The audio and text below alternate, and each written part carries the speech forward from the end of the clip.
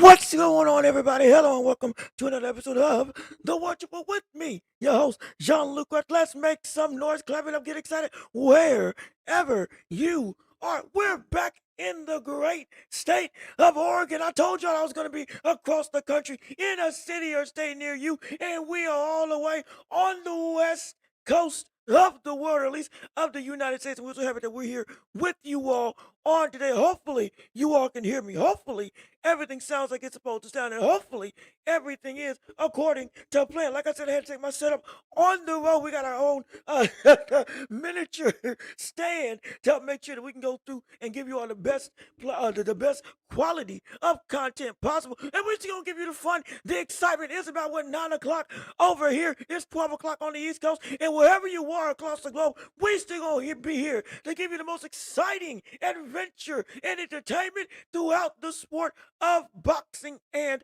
beyond. So we're so happy that you're here with us on today. And y'all, hey, I got some tricks for y'all with this new system that we got. Y'all gonna be surprised what we're gonna be able to do with this show. Can't get the music working, but I'll tell you this what we're gonna make up for with a whole host of content and fun and excitement to enjoy, like with the topics of conversation, like with Tyson Fury, with his beating of Makhmudov, showing the world he's back, but what has he lost over what he's been able to keep with his return to the world of boxing, as well as Anthony Joshua and the call out of Tyson Fury. Him going against AJ is the next fight that looks to be going down. And if that takes place, oh, buddy, oh, man, you want to talk about excitement and fervor, energy and outright war mentality from the both of them. Who runs the UK is the question of the day that we're trying to find out. And will that fight actually happen? And if so, who would win if we had to make a choice on today, with that fight being on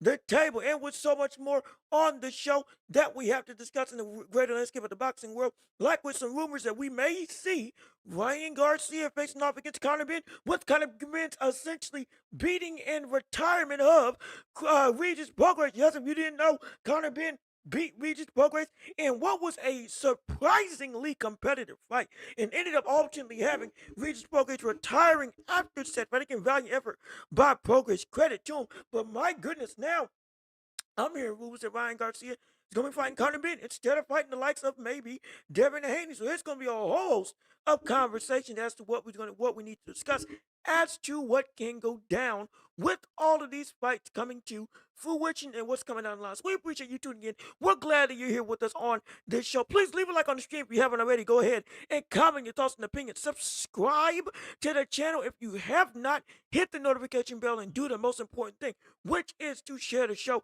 with everybody that you know, so we can keep on building up this empire together, all with you and your support. And please, again, liking the stream helps us out a whole bunch. And we got people in the chat already still with this show. Like with Albuka, how you doing? Good to see you. Thank you for tuning in with the show on today. In fact, you know what, right? Well, since we don't have, since we can't do the thing of having our normal sound effects, I gotta make my own. So hey, we might as well do what we do best. Hey, thank you, Albuka, for joining in on the show and chatting with us on the live. We appreciate it. Burr, what's going on with you as well? Thank you for tuning in, and we're so happy that you're here with us on today. I'm telling you, hey, look, I tell you, we can play around with this, and we can still gonna give everybody their just due when they jump in on the live. And yeah, we over here in Oregon, we all the way in the West Coast. I'm out here handling business, meeting people, and doing my stuff on duty to see the world, to see the country. Oh yes, and hey, look, I need to have some fun time and again. I gotta go. I gotta go through and see the landscape. Well, we got fans all across the globe. I need to be with my people, and my peoples is you, wherever you and me. So let me tell you something. We went through Nebraska, we went through stinking Missouri, or Missouri, as it's properly called. We went through where else did we go? Did we go to Kentucky? I can't even remember. I just know from south all the way up to the northwest, it was a trek. Boy, howdy. But hey, it was fun. It was fun. Open roads as far as the eyes can see. Nothing but green grass and plain fields, mountain tops, and near avalanches that we had coming across the rocks. It was a great sight to see. My first time actually going through and seeing the whole of the country from start to finish. I loved it. But my gosh, it's a journey and a half. Y'all can keep that doggone Oregon Trail mess that y'all had going on. Look, who are the people that searched the globe? The two folks that came in through and were discovering America. I can't remember the names. Doggone it, but yeah, y'all can have that. I'm good. Lord, at least not in one big bulk. My gosh, my word, I'm tired. I tell you this. I'm tired, but the sights were wonderful. The places were amazing. The gas is high as all get out. But all in all, hey man, this is great.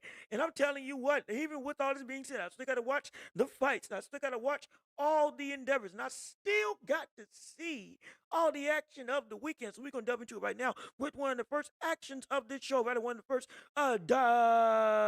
first instances of the fights at hand is Tyson Fury after Makhmudov. Yes, indeed. And ladies and gentlemen, this is a huge set of conversation because Tyson Fury has officially been able to run roughshod over the likes of Makhmudov. Yes, indeed. Oh, yeah, I tell you, we're going to do some different stuff with this voice stuff. But hey, man, if you didn't hear the announcement, that is the announcement.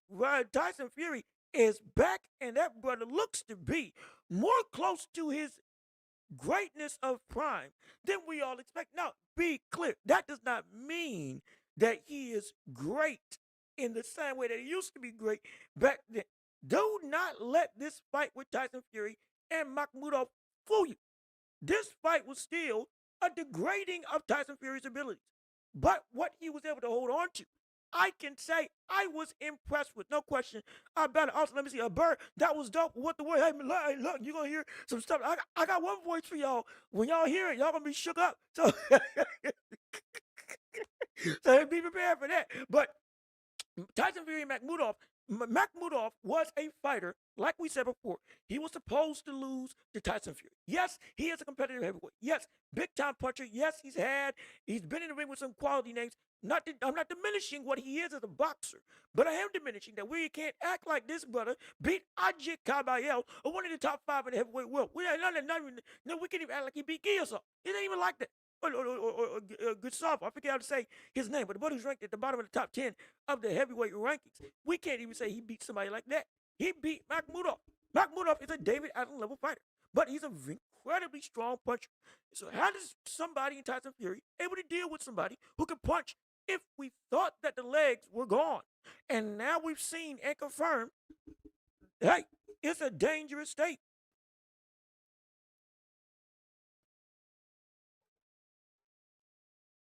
The legs are gone. Gotta make sure I got the voice right.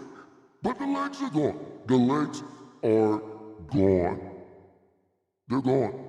With Tyson Fury, they're gone. It's done. Finito. Or at least in the vein that it used to be.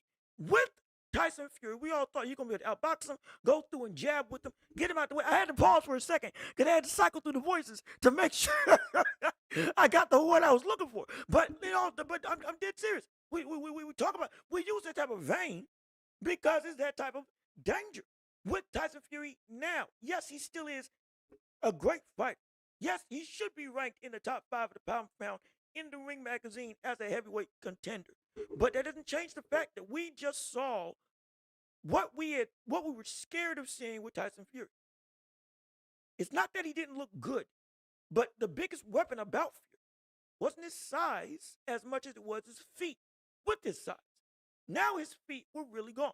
Makhmudov, as much as he was able to go through and yet land some good shots and go and land some clean punches on Tyson Fury, part of that reason was because Fury was leaning back, and the ability to go and bounce and get away like he would have normally done against other heavyweights wasn't in that same way anymore. And even more importantly, he had to really go into that crunk level style. Hey, we digging deep. We're going downstairs to the body in the clinch, more so or on the same level that we had seen with the likes of a Deontay Wilder. Hey, we're going to maul you out. We're going to hug you. We're going to lean on you. And then we're going to dig on the inside. We're going to be throwing uppercuts to the body. We're going to be doing damage downstairs and flooding that basement with some real gunpowder. And he did just that.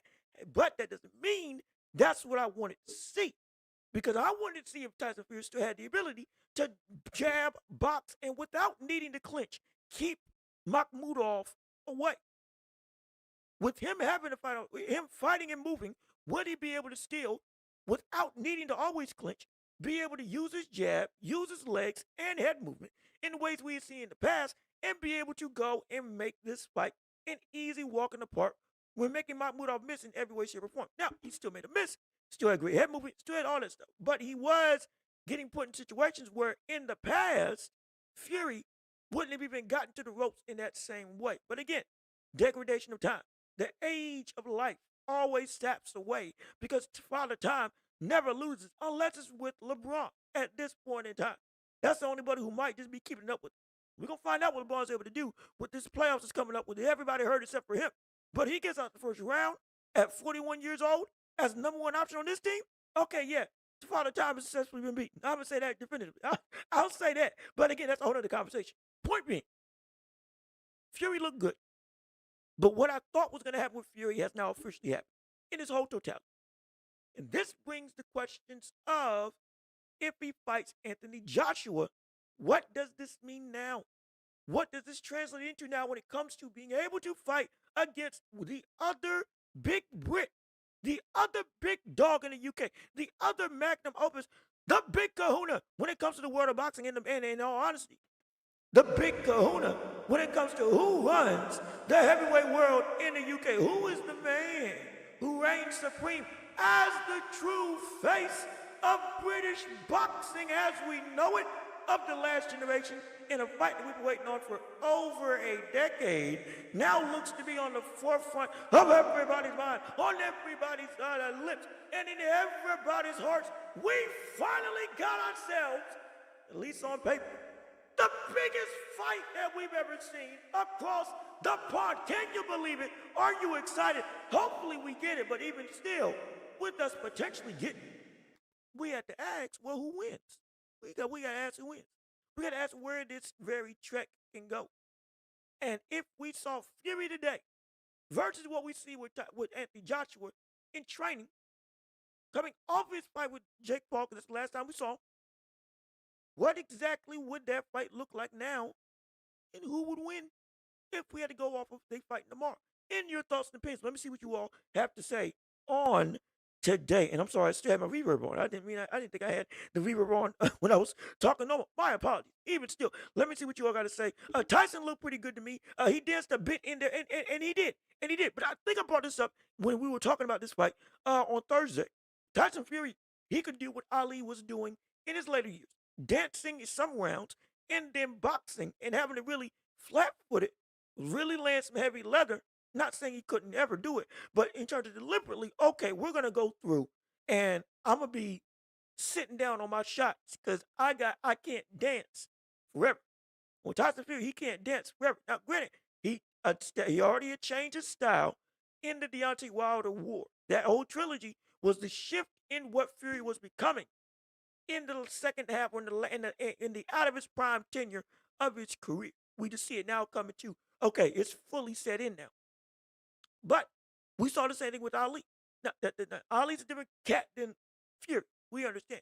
But the same concerns were If Ali can't dance and move, well, how is he going to be able to still be competitive when he goes up against these other great fighters at this stage in his career?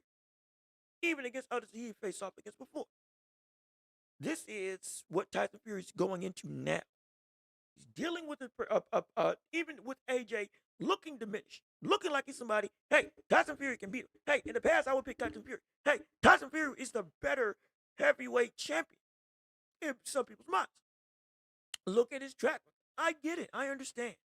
But this is a different day. And because it's a different day, we've seen two different tracks in career as well as established presence in the current landscape of the boxing world. One of whom is getting trained by the brother who beat the brother who we were talking about now, Tyson Fury, in Usyk. And so he could be getting back to a form that we haven't seen in years. But he's got the physical capabilities to be that AJ that used to be. At least now. Fury doesn't have the same capabilities to ever be the same Fury that he was in the past, even with him being able to do a little bit. So it's a question of, can AJ get back to his form with his body still having the capacity to still fight like the prime AJ of old, versus the Tyson Fury whose body is no longer ever able to reach that same heights, even with his established adaptations, which is what a sign of a great fighter is. Can he then still win going up against somebody who, if AJ gets fixed what I think can get fixed, all of a sudden we got ourselves a very interesting fight. Because AJ brings a lot of dimensions that we can see can give Fury some trouble. Especially if we saw Makhmudov able to get to the likes of Tyson Fury. Good gosh, Lord knows. If we see AJ get himself fight with Usyk, my word, with already knowing how to do it, or getting touched from somebody who already did it before twice in Usyk, good gosh. This could be, this could get scary. This could get really scary. But let me see what you all got to say. AJ wins versus Fury. See, Bert says AJ wins versus Fury. And then you got Albuquerque saying, I will pick Tyson Fury. Let me see. Or Tyson wins AJ. Either way, they primes. It's really good fight, though. Oh, excuse me. They're both out of their prime. Excuse me. It's a really good fight. And I think that's what makes this fight so unique. If we can go down this road, that's what makes this fight so unique. We're dealing with a fight now where this is not the fight that we thought we would get. Let's be honest. Come on, I mean, we had to call a spade a spade.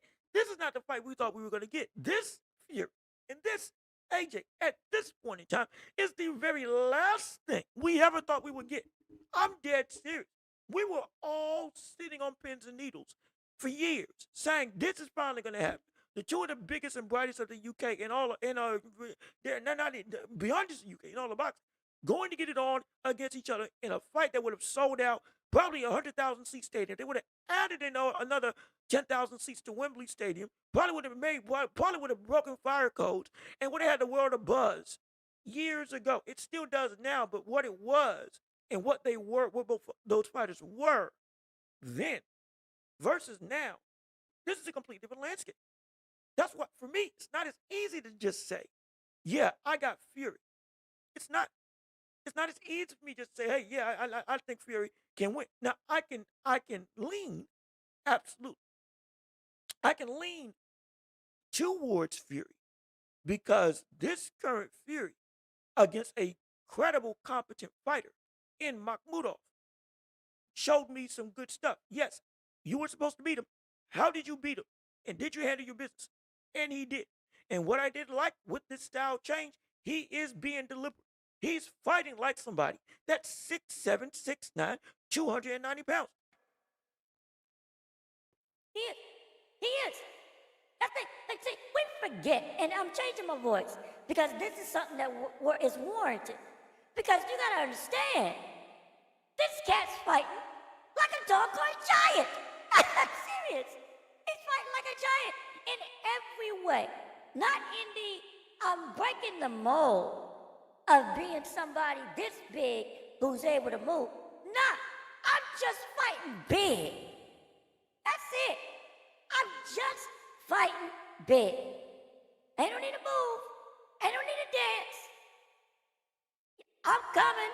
and we're gonna be. You got 3 rounds. you got 3 rounds that you're gonna see me do what I used to do. And now, especially in the second half of that fight, what will we see? We were seeing boom, boom, going downstairs. I mean, digging deep. But it looked like a doggone coal miner. The way he was going and digging downstairs to the body, which is what his trainer wanted. But this is a giant who fights like a giant. And it's scary. It is. And with them being able to have the access of understanding this new aggressive style, my God, yeah, we've seen Fury adapt way better than AJ. AJ's been struggling trying to go and find a multiplicity of different ways to find himself again. That was the biggest thing about Anthony Joshua. He's a brother who's going through, and he went to one coach, went to Ben Davis, left Ben Davis, worked with Derrick James, left Derrick James, came back to Ben Davis. They got knocked out by Dubois. Even in the rebuilds of his career, he has been searching ever since that Andy Ruiz loss of something akin to what he was at his peak. And he almost had it all in the build-up to the Ngannou fight. And I was like, okay, yeah, he's back. And then he lost it when he fought Daniel Dubois and put his hands down for the entirety of the fight and just said, hey, come get me. Looked a whole lot like Deontay Wilder. I don't need no defense. It's just my right hand's covered. It's finally gonna land. And he did land before he got put out. So it's I would lean towards Fury because he's shown better adaptation, shown better ability, shown better poise in this second half of finding himself or what fits his new dimension. The unknown is Usyk training AJ, what that's going to look like with this new dimension of Anthony Joshua. If it lives up to the hype, we could have some problems. And I just say AJ might be able to beat Tyson Fury, depending on if Usyk gets him right. And we see AJ get that same concrete, full evolution of this is what I am in the latter half of my career. Just like we see with Tyson Fury. Because AJ definitely got the power. Definitely a better inside fighter than Makhmudov. Definitely better, especially, and even in the clinch, he's better at working than Tyson, or at least he's better at working than we saw Makhmudov be able to work. And Makhmudov smothers his work. Makhmudov, if you hit him, if you even try to throw at him, he's going to not want to throw it all. And it's the same jab, hook, smother. That was his whole game plan. AJ's a lot more refined, a lot more nuanced, a lot more conducive to a better offensive outlet of what he can achieve and do inside the ring. But it's if he can't find himself with Usyk that stuff gets scary for AJ. But if he can find himself with Usyk, but now, even with everything that we say with Tyson Fury, it's still valid. He still looked good. He ain't look bad. But that fight gets a lot more layers in a good way. In a very, very good way. But let me see. Wilder has the Regis leg. Well, I mean, yeah, absolutely Wilder has the Regis leg. And honestly, if we see AJ and Wilder, that's kind of probably going to be the test. And we saw Anthony Joshua not want to go and goad in on Tyson Fury, calling him out. I'm going to see if I can pull up that press conference or the call out of Tyson Fury as to if AJ will accept that challenge or not. I hope he does, but we're going to see if we'll talk about it on this show. Let me see. I like AJ versus Fury. Still want AJ versus Wilder, too. Personally, I want AJ versus Wilder. There's a lot of people that want AJ versus Deontay Wilder. And understandably so, because AJ versus Wilder that's the other half of this heavyweight equation that everybody was waiting on seeing. The two biggest behemoths, biggest punches in the division. The dominant, the de facto menaces of this heavyweight world. We're supposed to score off as the set of the score of who's the best puncher of this generation. That's what that fight was supposed to be, on top of just who's the baddest man on the planet at that point in time. People still want to see it. Now at this point, I'm picking Anthony Joshua right now. The over Wilder. Though that fight with Chisora that Wilder had, hey, it was incredible. Hey, it was phenomenal.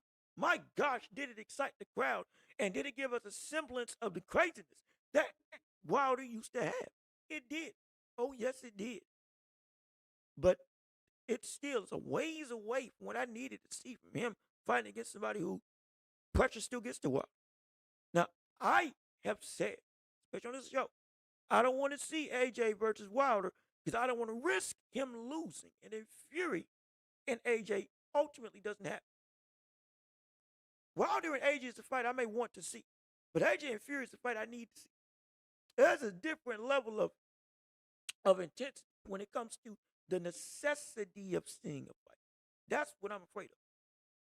I can't let that fight go slip through my fingers. If it does, Lord knows, I'm going to be hot. But with AJ not accepting the challenge of Tyson Fury when he was calling him out and sitting in the ring, all of a sudden he might just take he might just take he literally might take it. In fact, I'll even play the clip of Tyson Fury. I think this I should play. Is this the clip? I think well, yeah, here we go. Here we go. Here we go. Here, if you didn't get to see the fight or rather the end of the fight and AJ call him out, I'm gonna show you exactly how that went. But let me see. Wilder still has the heart, still has the will. Yes, he does, and some semblance of the right hand. But see, the question is that enough? That is the bigger issue of the day. The question is is that enough for Wilder to win? Is that enough? Because if it's not enough, see, the whole reason why Wilder and AJ was such a big fight was because we felt that the power is gonna land. Do we have that same confidence now in Deontay Wilder? Yes, he showed it against Derek Chisora. Absolutely. But it should have been, if he was going to show it against Derek Chisora, we didn't think it was going to be this close of an affair. With all due respect. And again, I had Wilder losing in the fight. I was like, it's no shot. Fighting up to the level of Chisora is a great achievement for where Wilder was. But does that move him up in the ability to say that same performance, if you fought against what we think, and mind you, it's speculation now. Be clear. In fact, where's it? It's speculation. Be clear, it's speculation. None of this is outright reality. This is speculation on what can potentially happen. This is not something that is set in stone. This is speculation. But could that AJ, or excuse me, could that Deontay Wilder fighting up to Chisora's level, could that be enough to beat AJ right now? Would that have been enough to beat AJ even when he was getting beat by Dubois or before that? From his last 3 fights, is that enough for AJ to be seen as he's in danger going up against Wilder in a close proximity to what the danger was seen as when the initial fight of AJ and Wilder was supposed to go down? I can't say that. There's a lot of people that can't say it. For good reason. For doggone good reason. For doggone right. But, again, it's all speculative. Because for all we know, even with this chain that AJ is doing with Usyk, they can look just as bad. Be clear. They can look just as bad. With no redeeming qualities in his comeback. It very well could be the case. Well, and here's the thing. As we switch back to a normal voice. The whole thing about this whole fight, the hope of AJ kind of was carrying what we think is going to happen. I don't know how much we can put Anthony Joshua versus Jake Paul as a concrete looking mirror, to see what exactly this can look like. I don't know if we can use it as a great barometer to say, yeah, this is where AJ's going to be, and it's only up from here because it's Jake Paul. He should have never been in the ring with anybody of AJ's caliber, let alone his sparring partners' caliber. Because he's a bum in the boxing world, but he's just a boxer in terms of Jake Paul. I don't know how much we can buy into that. And so that's kind of the fear. I'll be completely honest. That is kind of the fear with this whole situation. But let me see what you got to say. Hold on. I want to make sure I don't let nobody go. Real quick. I want to make sure I catch everybody. Let me see. What did I? Yo, let's be real. How you doing? Good to see you. Thank you for tuning into the show. Like I said, we're away. Okay, my normal soundboard sound system, we ain't got that at this point in time, but we are still live over here on the west coast of the world, still giving you all the best excitement, fun, and entertainment that you can imagine on our show. And we're glad that you're here with us. Like I said, we got this new portable system and we having voices. We got a bunch of different settings. We can do a whole lot here. So I know you laughing. It sounds like it's crazy. I know. We trying to spice up the show a little bit with what we got. And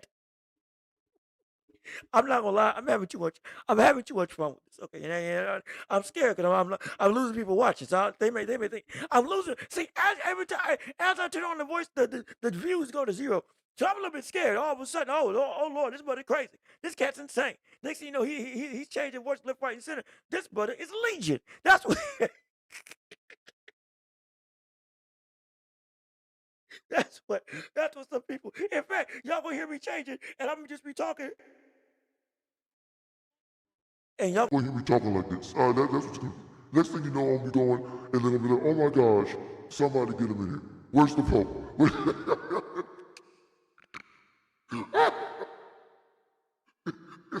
Get that brother from Chicago out the Vatican and get him over here.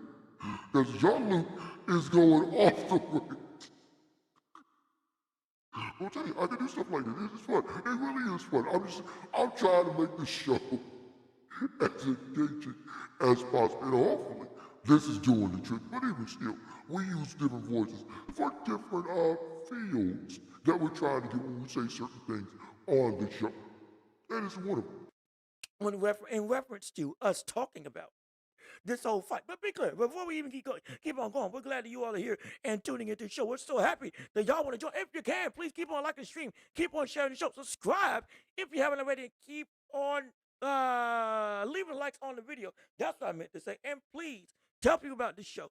Comment, chat. We want to hear from you. And if you can to support the show, we still got Cash App, PayPal, links down below in the description. That show enough ain't changed. I don't care where we go. And we got super chats in the comment section if you can give and support to us. And so, hey, we're down for it. We appreciate it. And we love it. It helps us to invest in this show. Hey, with stuff like the you see, you hear the voices, you hear the experimentation. You keep on giving to the show. We're going to keep on trying stuff. It may not be good. And it may be great. Who knows how you're going to take it? But we're going to keep on trying. I love this. This word stuff, I love this. But everything else we do, it may not live up to the same height. But if it does, it's going to be because you all kept investing into this show and you kept on supporting with the sense of the empire that you are, giving alms to the empire, absolutely, and helping us become bigger, better, and stronger off your viewing and listening pleasure. But real quick, we did need to make sure we played. I've been teasing it for too long. Let me actually play the call out of Tyson Fury talking against Anthony Joshua, and since he's saying, hey, we want that smoke and we want it now. Is it a yes or a no? And I'm gonna play the whole thing to let you see exactly what Fury had to say. And Lord knows, I hope this thing works. If it doesn't, no, I might be up a creek a little bit. Let me see how this goes. Let me see. Let me see if this thing's gonna work like I need it to. If it don't, my gosh, we tried. That's all I can say. But come on, let's go. Let's go to picture and her one. This one, because we want to see it in its full grandeur. Tyson Fury calling out the likes of Anthony Joshua post-fight with that was essentially the entirety of said conference. And I'm telling you right now, that was insane. I'm dead serious. Now, tell me if you could hear it.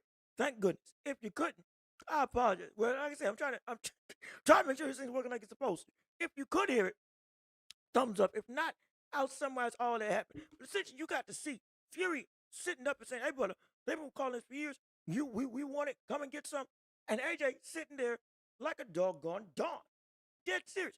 Butler was sitting back, cool, calm, and collected, as if I run the table, I run the show. And that might have been the right move in this situation. It might have been. Wait, hold on. Hold on. Ah, that'll be fine. Yeah, I'll be okay. But yeah, but no, that might be the right move for Anthony Joshua to not get goaded into saying, hey, yeah, I'm storming the ring. Now, it would have been dope if he did. I would have loved to see it. I would have loved to witness it. Mind you, that felt like the closest thing we saw to a road to WrestleMania build. I'm talking about everybody coming through, and all of a sudden you got people saying, Let me tell you something, brother.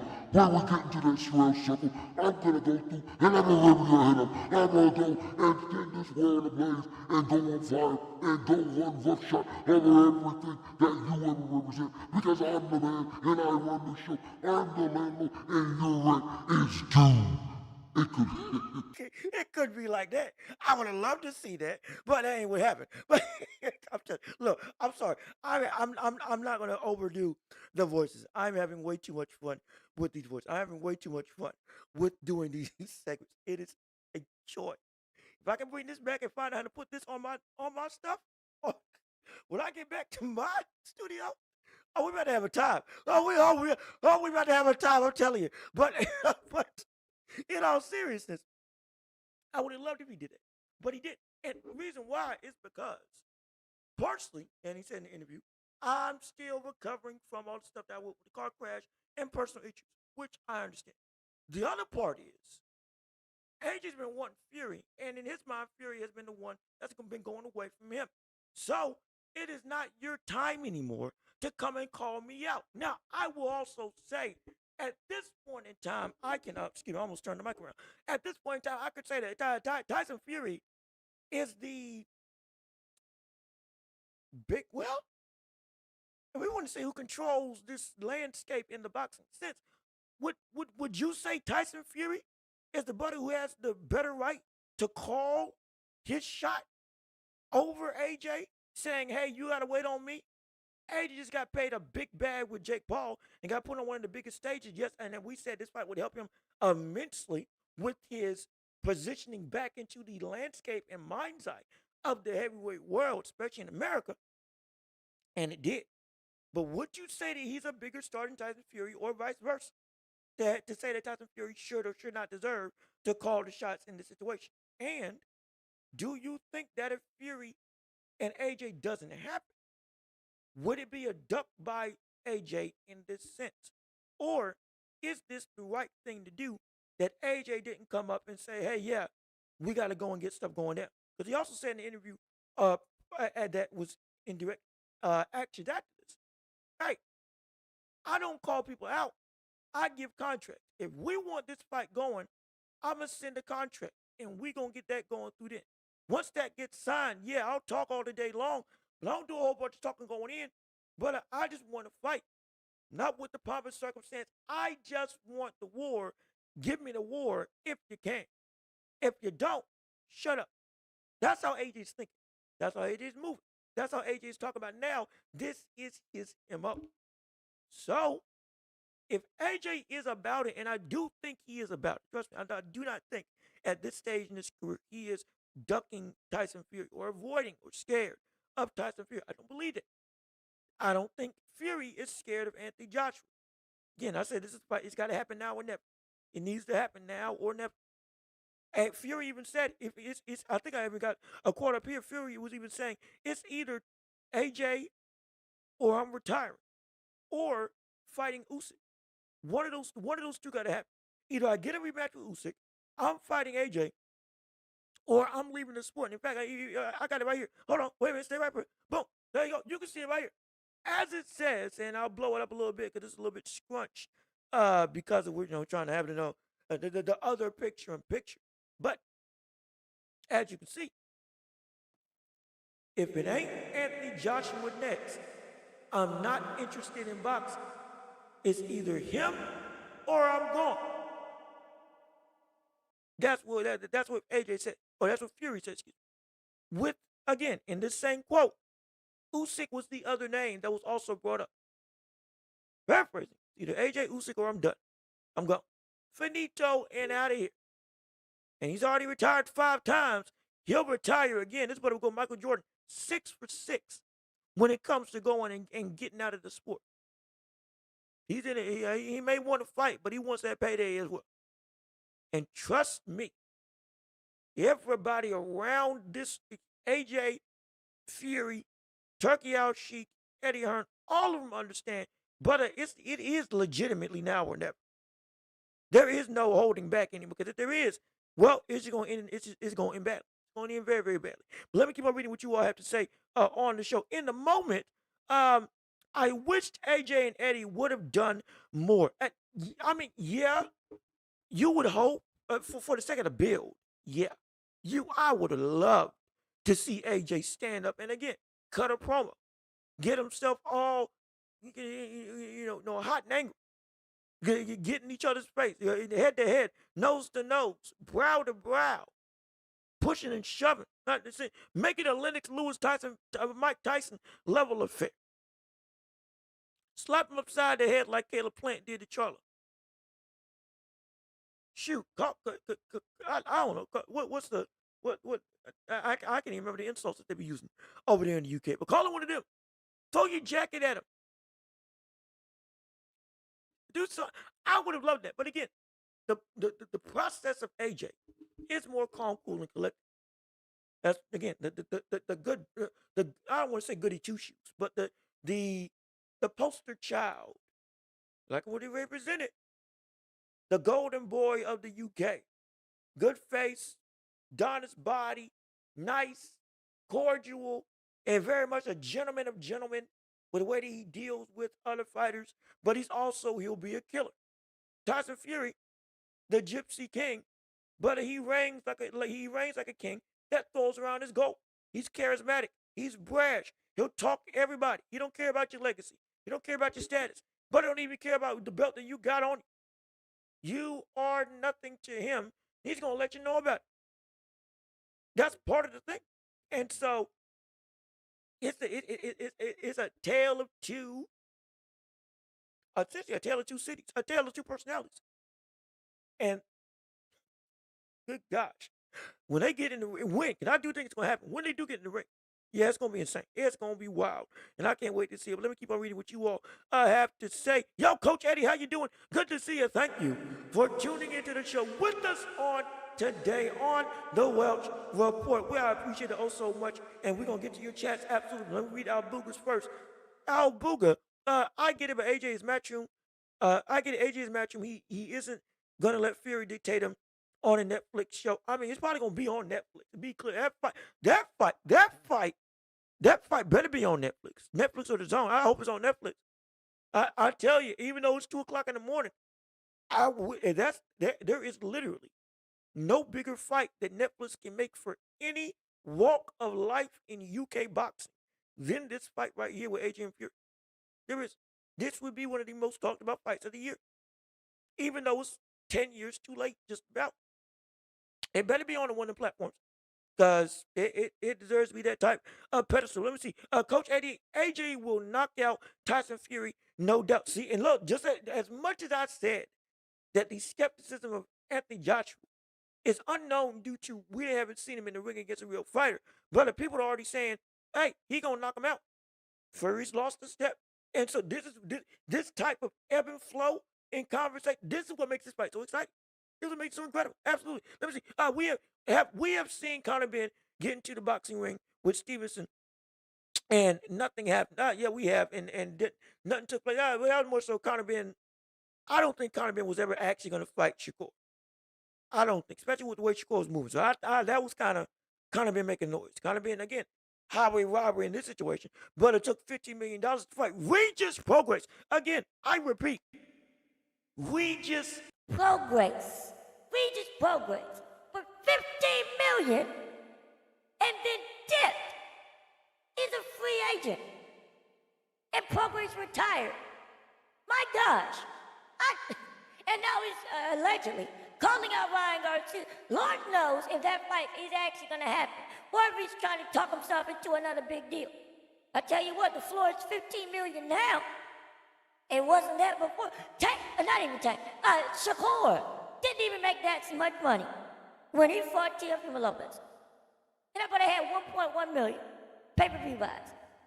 One of the most talked about fights of the start of this year. And look at him now. Okay, yeah, he's making money, absolutely. In terms of score.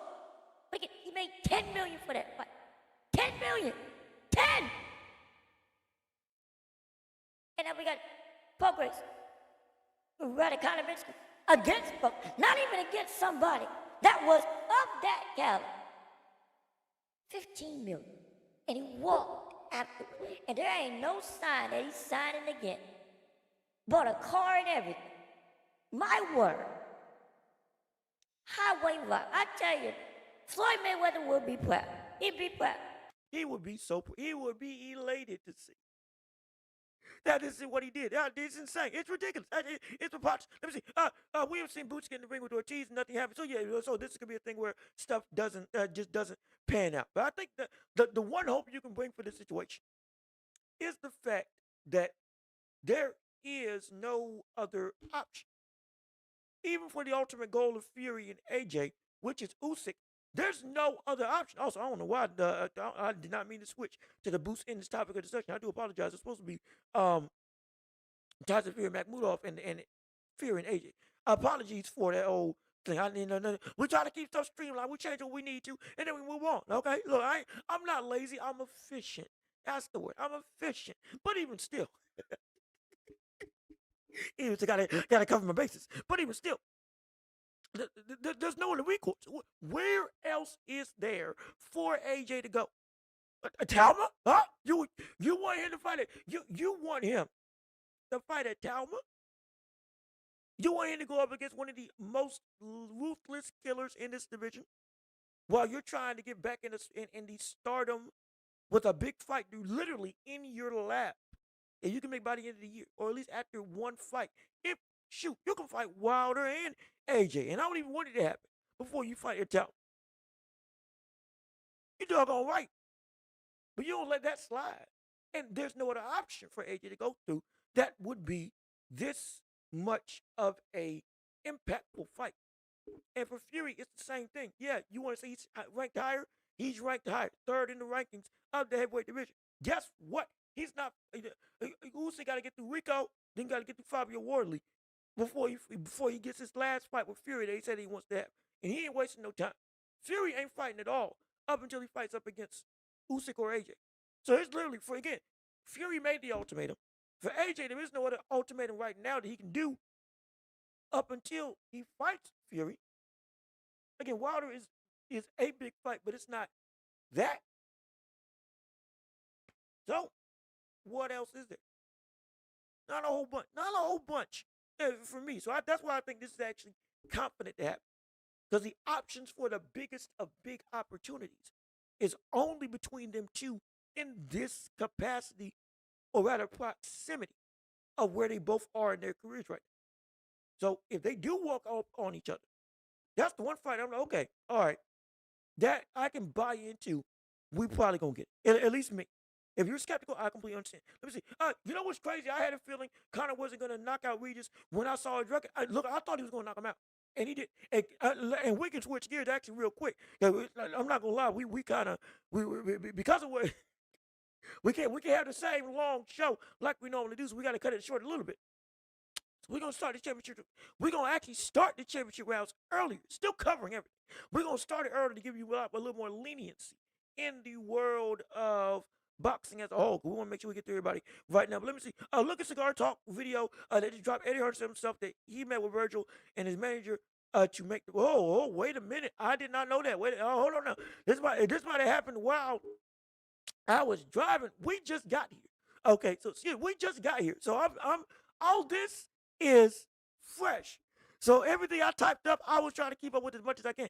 I didn't know that Eddie Hearn dropped the interview with Cigar Talk about this conversation of that whole negotiation with Eddie Hearn, Virgil Ortiz, and what happened with that fight and why ultimately stuff didn't pan out, or rather what potentially is going to happen later on in lieu of this conversations with these two. But again, we are going to discuss it in the championship round segment. I see the video right now. I'm gonna save it. I'm gonna save this video right now. We're gonna play. Give me 10 minutes. Just give me 10 minutes. Just give me 10 minutes and we're going to play the clip. Because we do want to make sure we can at least cover the other stuff in this show as much as we can before we really go off the deep end and just talk about anything and everything. Though we are in the championship round. I'm trying to condense everything as best I can. So bear with me if you can. But yes, I found the clip. I see it. I got it.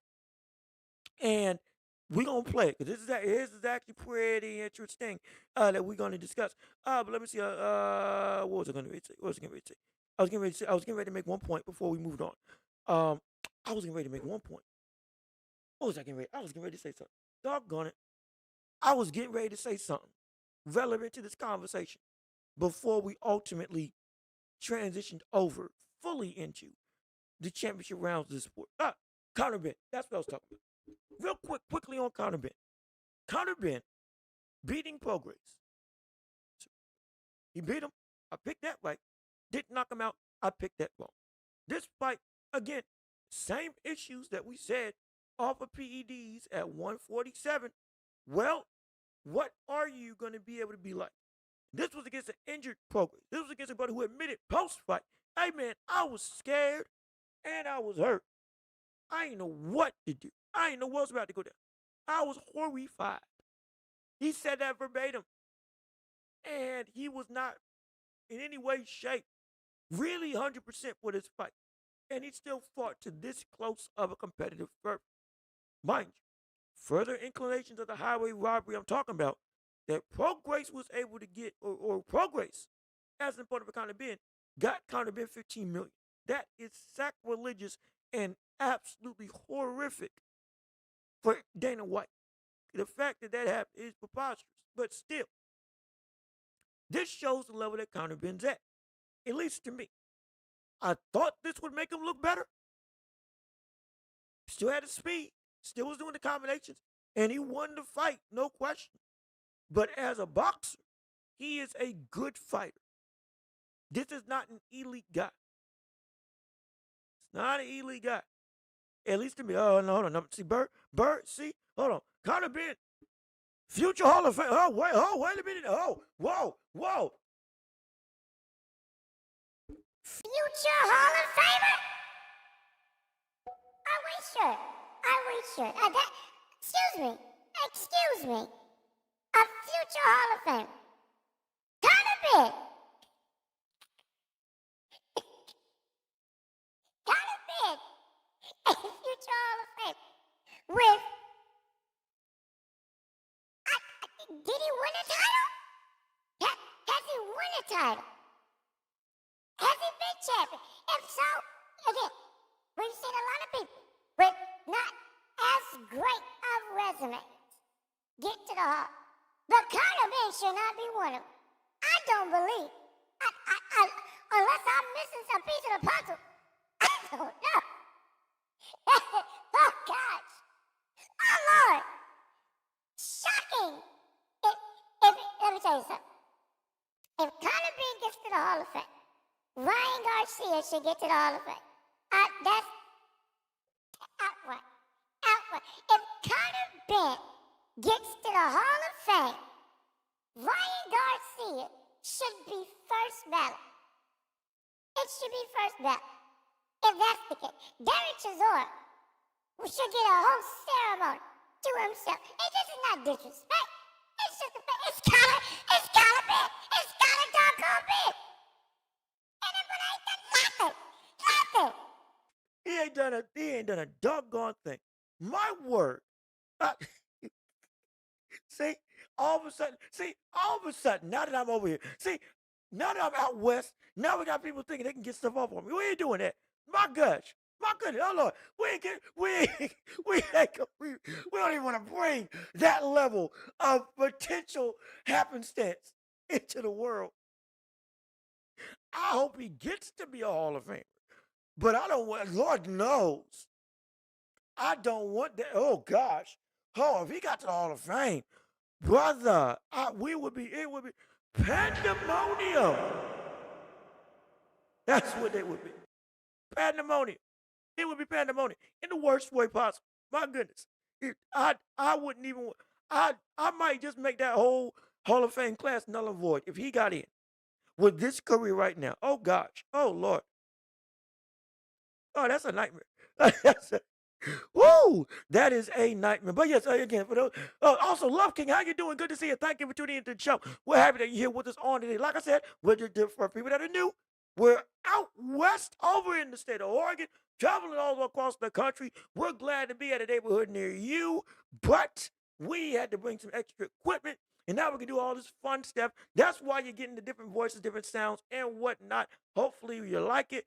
If you like it, we'll try to keep on incorporating it. We're trying stuff new. And if you want to keep us trying stuff new, hey, shameless plug. Keep on supporting the channel. Keep on liking the stream. Keep on commenting and subscribing. And please keep on sharing the show with everybody that you know so we can keep on building up this empire together.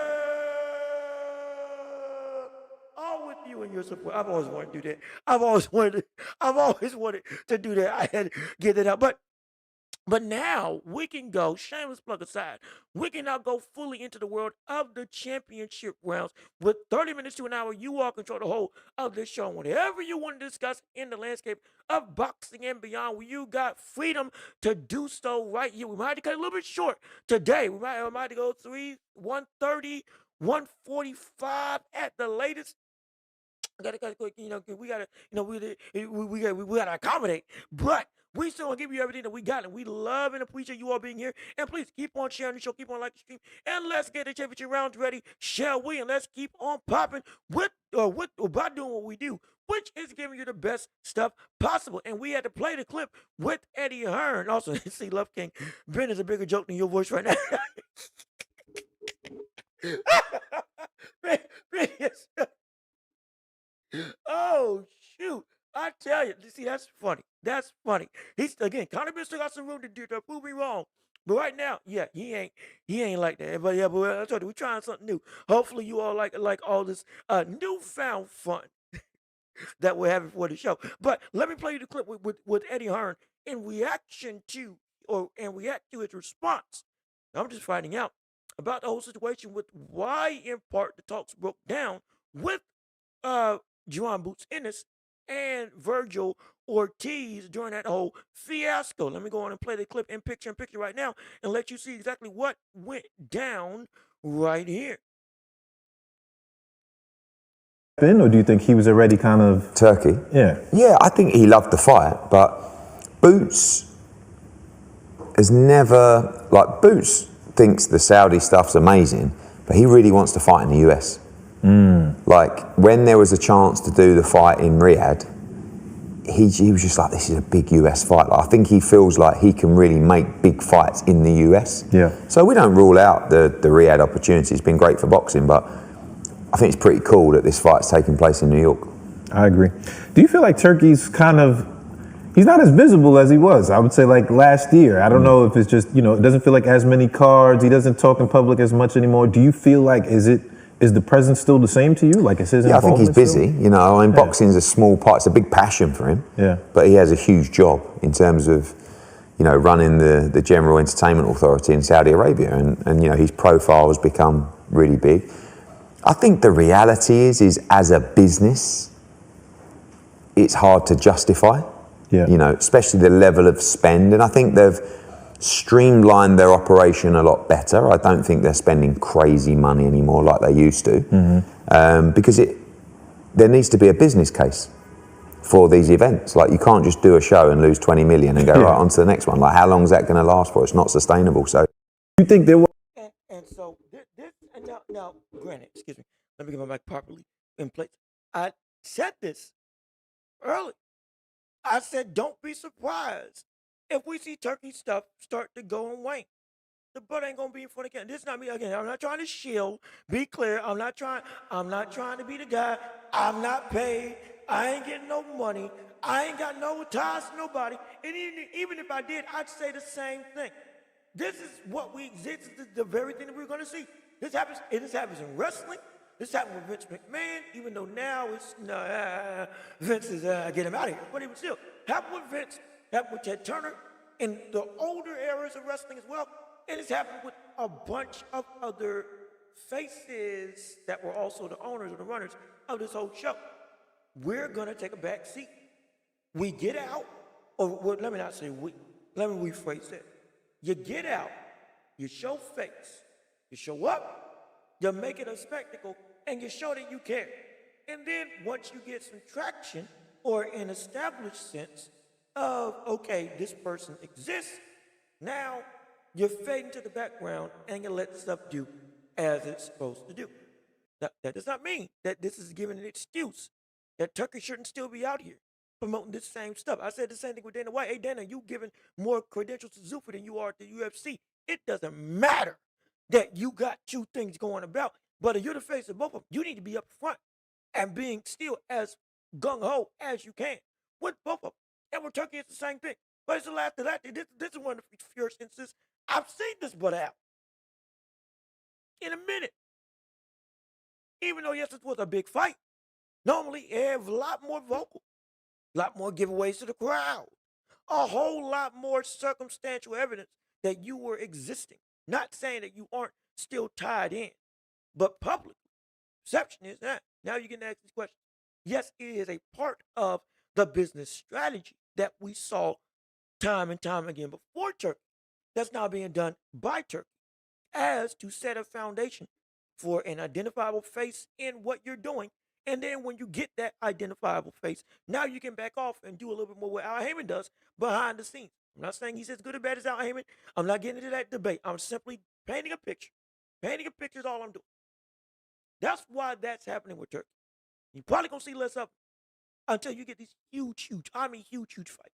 Probably going to see even more less of it. Don't be surprised.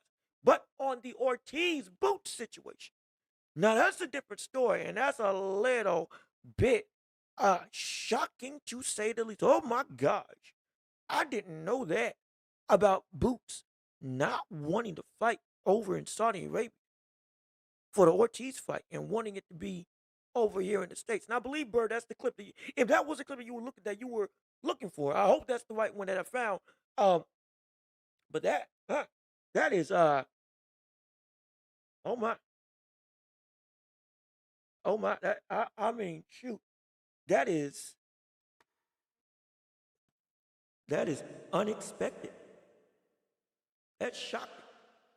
Well, Lord, that's shocking. I mean, shoot, I didn't know.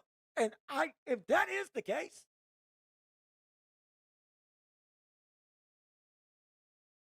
I dare say that mentality, I think Boots messed up.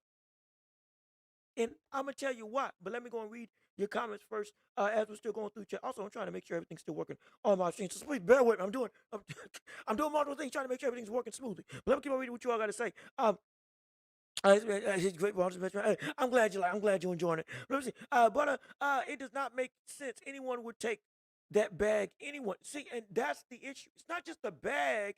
It is the presence of stardom that you get if you take that fight. Boots was saying he wants that work, and now Eddie Hearn saying, well, Boots didn't really want to fight over there.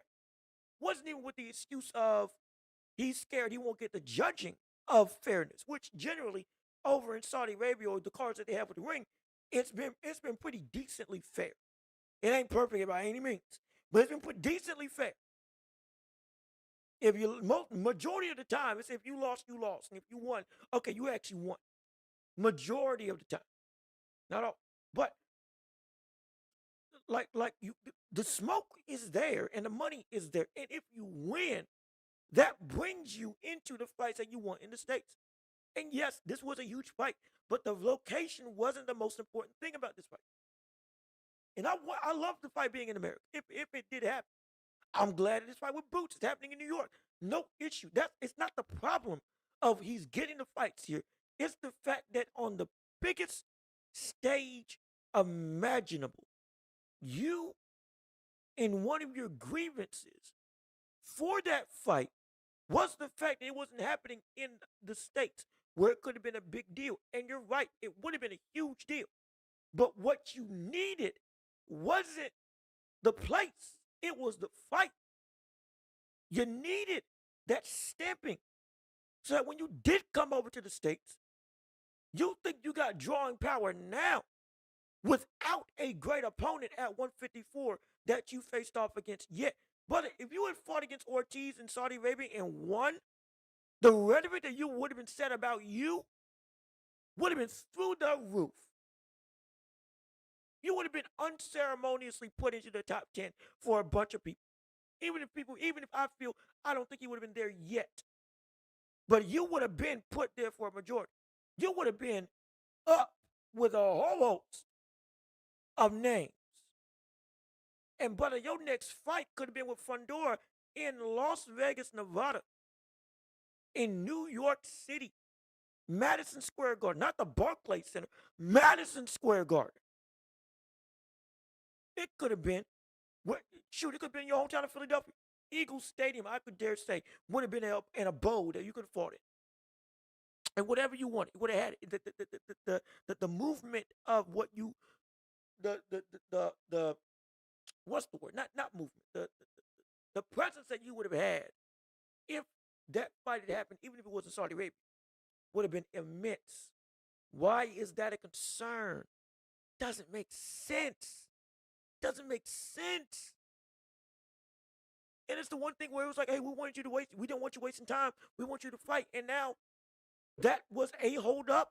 Not saying that was the only reason why that fight didn't happen, but that was a actual hold up for why we didn't get the fight. Brother. We're right back to square one. We were saying, hey, brother, why is all of these excess excuses for why stuff isn't happening in your career? I'm not saying that's the only reason, but I'm saying in this instance, with this coming out, it's like, hey, brother, yeah, Boots wanted to fight, but it does hurt to hear that was a hiccup that you were trying to fight against instead of saying wherever, whenever, however, and whoever, as long as it's the top guy, I'll fight him no matter what. Because what this win becomes, or comes, the greatness that I'm looking for. That's it. That's frustrating. Let me see. Especially Boots, since he's always trying to bet. It's either Turkey is not interested, or Turkey. It's either Turkey is not interested, or Turkey is not interested. Now again, Boots. Turkey's interested in Boots Ennis. I think he's talked about him before. He is interested in Boots. He does want to work with Boots. It was Boots that saying he didn't want to go over to Saudi Arabia. And that's why I'm like, that's a bad look, man. Let me see. Love King. With all this stuff going on in the world right now, I don't blame him. And yeah, I'll say this. The geopolitical landscape right now, I get it.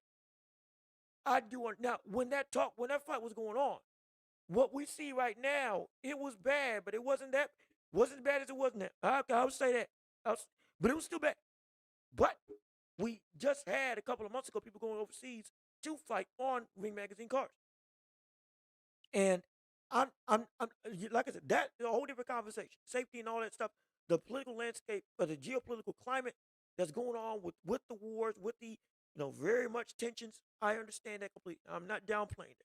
Trust me, I'm the last brother to downplay stuff like that. But it is from a fighter's acumen.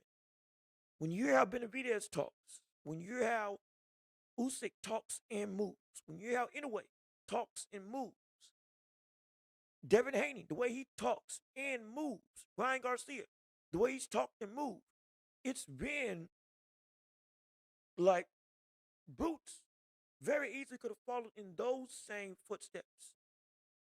And yes, the fight happened because of the fight didn't happen because of a bunch of different reasons. We understand. But it's very damaging for me to hear that the same rhetoric that I've heard from Benavidez, fight me whenever, however, and whoever, and from other champions and stars of today, the same thing they've also preached. And now you're saying, man, this fight is way too big to not be in the States. I've said that for the fights as well. But the difference is the established nature of who those fighters were when they were going to fight each other. Yeah, that was the only place that actually would have made all the sense in the world. Fury, AJ. The only place you can have that is in the UK because of the story and the pressure that fight brings for the public in that vicinity. There's no place hotter. Crawford and Spence in the States. It could happen overseas, sure. But to have it for 5 years building up like that to finally take place in the States, yeah, it could have. That type of buildup could have only happened there. Shakur, T.O. could have happened over in Las Vegas, but with the status of what those two stars were, both of them being from New York, my gosh, it's a no-brainer. Boots isn't at that caliber where it's like, okay, it's a no-brainer. Yeah, this got to happen here. It ain't. The way it even said Ortiz wasn't that big of a star, or he was getting overblown, not as a talent, but as a star in many people's eyes. Y'all would put me on and saying, yo, Ortiz is not nearly as beloved as you may think. Y'all told me that. And Boots, we were saying, was unproven. And so to say that, yeah, this fight can only happen, and say, no, it couldn't have. No, it couldn't have. That you needed that fight to happen wherever it happened in order to have yourself to get that status of the only place this can happen is here. Because now the two people coming in are built up in a way where the reality is there's only one logical location. Not this fight is good anywhere. It's this fight can be good anywhere. But the only place it needs to happen is at XYZ or ABC or wherever the case it may be. If that fight had happened overseas, wherever, not in America, it would have given Boots the leverage to say this fight can't happen anywhere but here. And I don't like that he's talking like that now when the very fights to give him that power to discuss stuff like that isn't given to him yet because he hasn't, again, the proving aspects of it hasn't gotten there, even though we know he can get there. That ticked me off. I did not know that you said that. Let me see. Now Virgil had more risk with his offer with Boots to the winner. Let me see. Now Virgil had more risk with his offer with Boots, 55-45 to the winner, with no belts on the line, and he met up with Annie behind Oscar back to make the fight happen with the manager. Oh,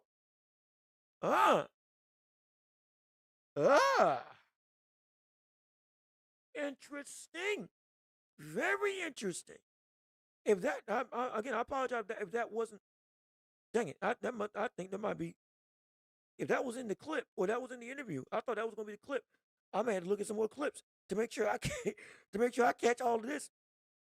So that's my work. That's something. That's why I say don't downplay the GOAT. Yep, I understand. I do understand. Let me see. Turkey only makes the best fights, and Boots versus who is going to sell in Saudi besides Virgil? Well, wait a minute. Fundora would have sold in Saudi Arabia. It would have. Now, as a headliner, maybe not, but it could have. And that's the issue with the 150, not even an issue, but the status of the 154-pound division. The public knows it's a threat, but it doesn't know everybody in the same way. There's not one saving grace that carries it all. But with Boots, he can take that mantle of, I'm the face of this division. That wherever I go, whoever fights me, it is a spectacle because I'm involved. Doesn't mean everybody else ain't great. They are great. But it's just the fact that there's no, like a Tyson Fury is the foundation, or Usyk is the foundation of heavyweights. Anyways, the foundation for bantamweights. Canelo's the foundation for 168 and super middleweights. The foundation right now for 154, or the people that can make fights with Boots, it's kind of, it's getting solidified, but it's still kind of muddy.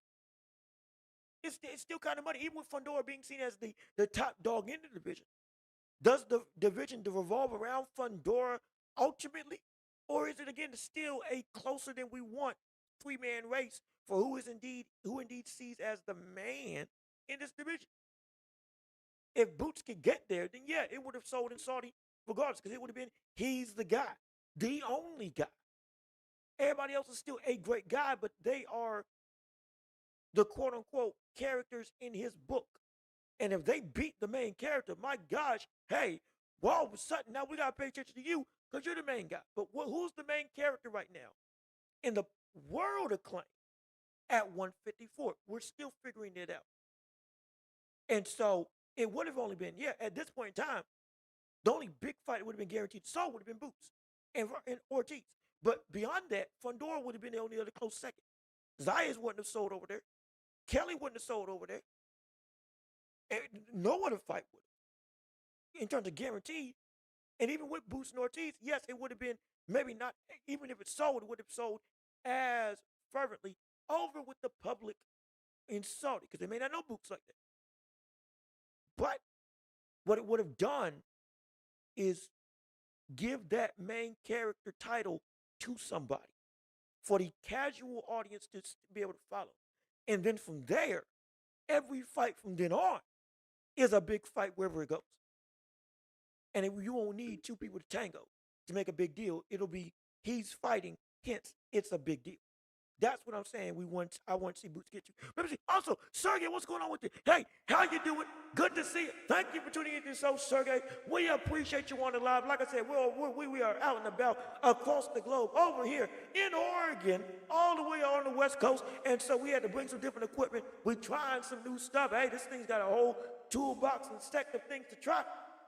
But we appreciate you all being here. We're glad that you tuned in. We're welcome back, and we're happy that you returned. Haven't listened to you in a long time. Hey, man, I'm still here, still doing my thing, and hopefully you'll still want to stick around, and you'll want to keep coming back, because we talk about so much stuff in the world of boxing, and we're currently in the championship rounds of this show. We're still hearing from you in every aspect of the boxing world, whether it's about Tyson Fury, whether it's about Anthony Joshua, whether it's about Conor Ben, Regis Prograis, Boots Ennis, Virgil Ortiz, interviews that we had seen with Fight Hype, or Cigar Talk involving Eddie Hearn, other news like Regis Prograis' retirement, Usyk fighting Rico Verhoeven, all of it, essentially, whatever you want to discuss, we can talk about it right now. We are coming up to the end of the show, because again, we gotta kind of nix it a little sooner than we normally do, but we still gonna give you all the fervor and fire and energy that you deserve. And please, if you're here, keep on liking the stream and keep on sharing the show and keep on subscribing to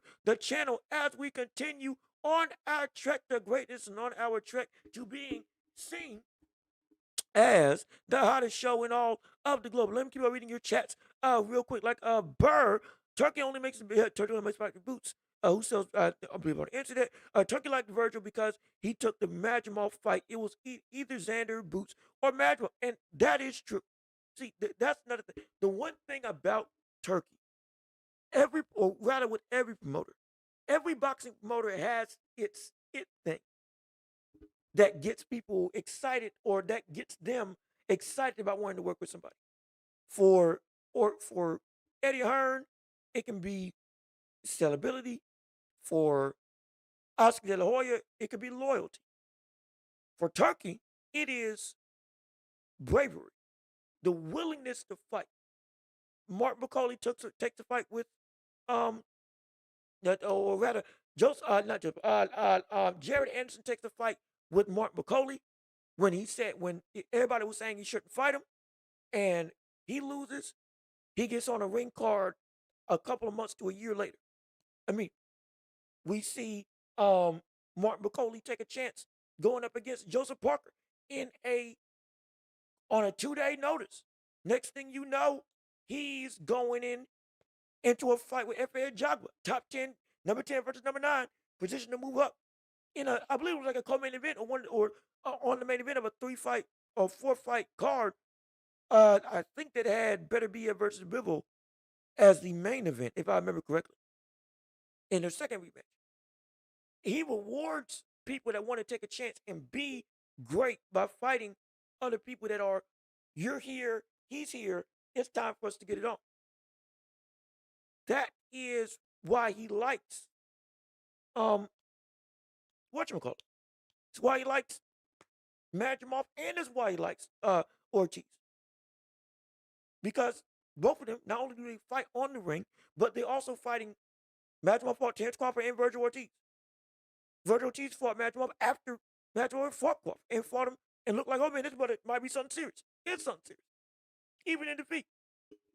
And Makhmudov was still a top 10 contender. And so like that, Turkey's biggest respect is respecting your willingness to take a chance. If you show you're willing to take a chance, he'll go and he'll give you the money. He'll pay you. Because now you're fighting in the interest that where he's trying to promote. I'm a fan. I want to see people take risks. You want to take a risk, I'll reward you. Or I'll give you multiple opportunities.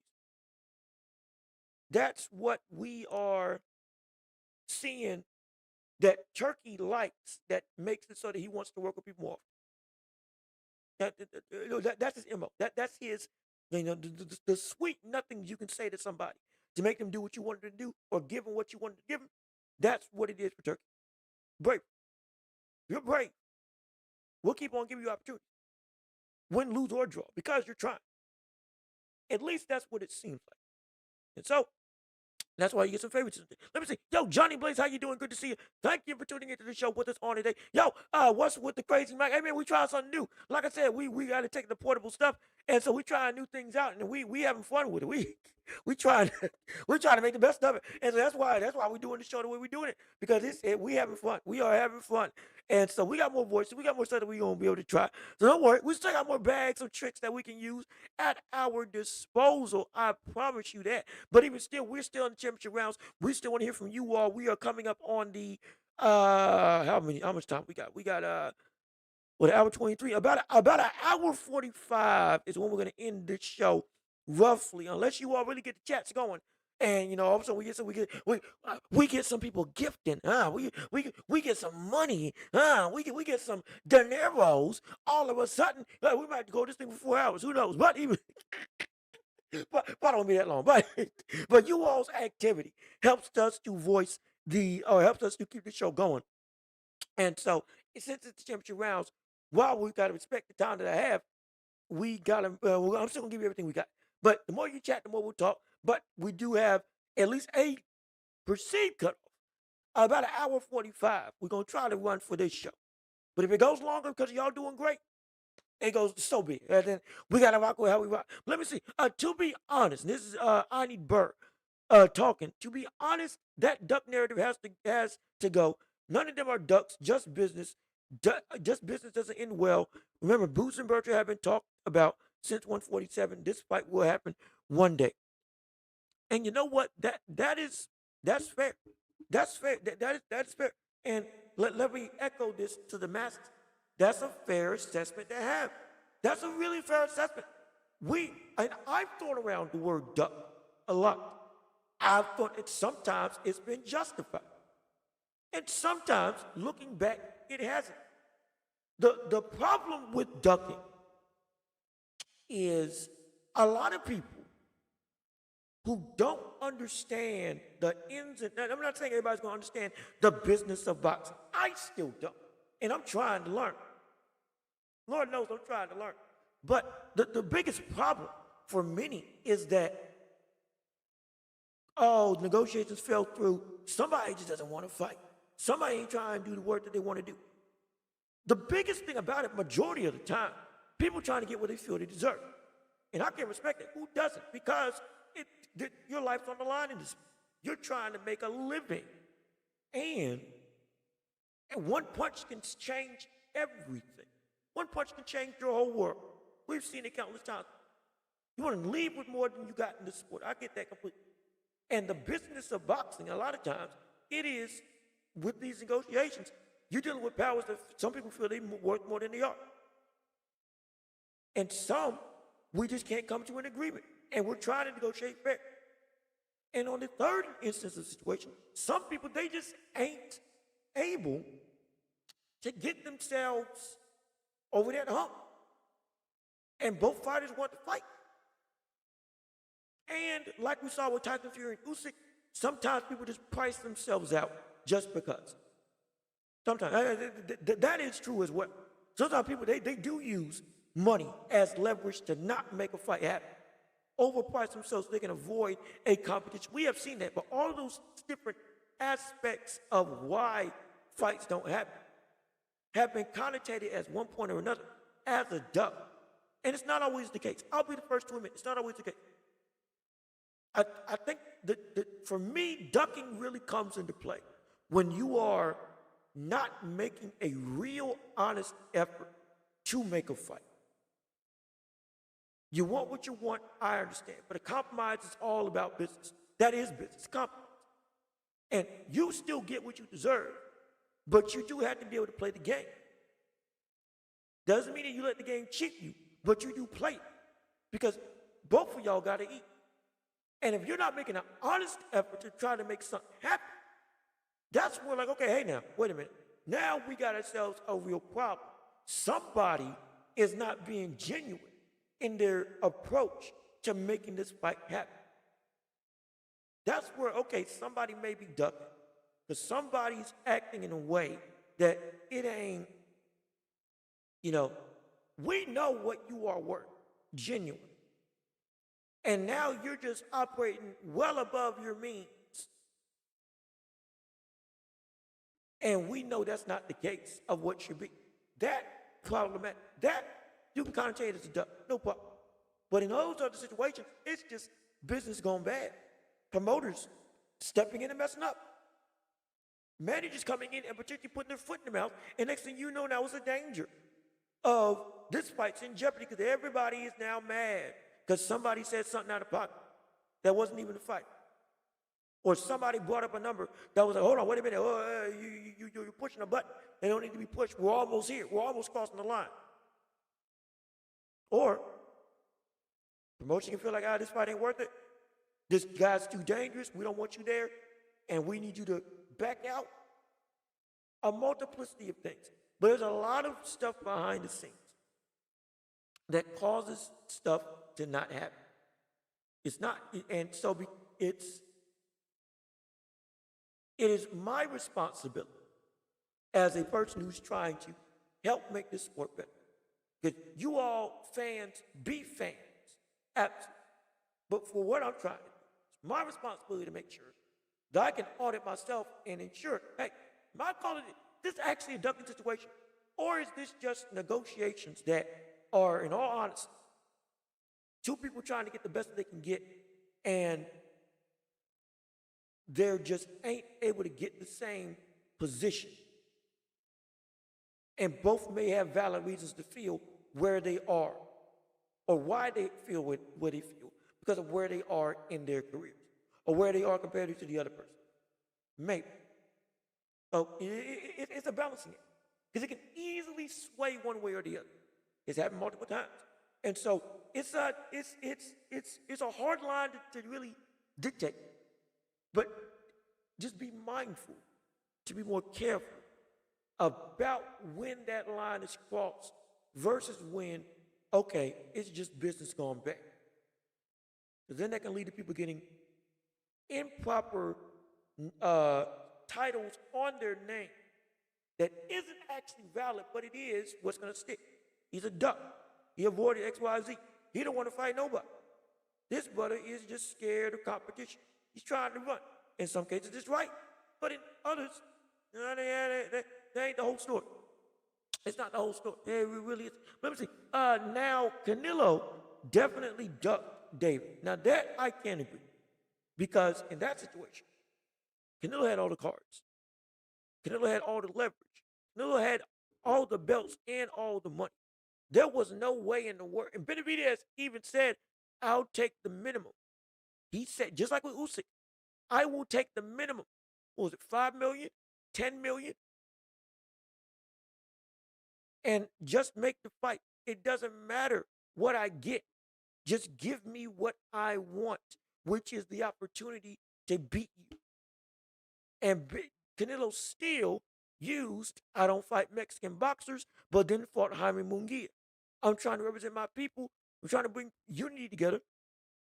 Absolutely. I'm all for that. But then you move in ways that it's like, well, where is this? And there's been a history of Mexican on Mexican fights where it's been the backbone of what's helped to build up the sport in Mexican populace around the globe. So that, I agree. That's the duck. That is absolute duck. As with some other names as well. Let me see. Burr. Who wants to fight Benavidez? But like, here's the thing about greatness. You have to deal with it. Because we could say that same thing, and I'm not trying to just bring him up all the time. But we can say that the same way we're talking about, the same way we are discussing Benavidez now. There's been other fighters that are coming up that are getting that same level of talk. People don't want to fight Shakur because he'll just make you look bad. People don't want to fight Moses Talma because he's too much of a Rubik's Cube, a spiked Rubik's Cube, to try to figure out. That's too dangerous and too early. Even though he's ranked number 1, I think, by the WBA. And quickly he can get into the top 10 by this year. So it's like at some point there is a duck fighter gets called correctly because nobody wants to fight. But that's the whole issue. You have to fight. You got to. If you don't, well, then what's the point? If you don't, you got to move up. But then how far can you move up if this buddy keeps on fighting? You got to. The whole point of boxing is getting over the insurmountable. Even if somebody looks to be that great. But if you don't want to ever give that guy a chance or say that I don't even want to deal with that, well, then now you do what Canelo did. You waited too long to catch him. And now when you could have potentially beat him, you're done now. It's over now. I mean, shoot, it's finished. You waking up and everybody saying, my gosh, who? You're 5 years too late, buddy. Now everybody's picking this fight by KO in 6. If it goes to 7, guess what? Somebody making $100,000 because he has gotten that great while you went and kept on skirting around his talent because he was too dangerous for you. He's not going to get any less dangerous.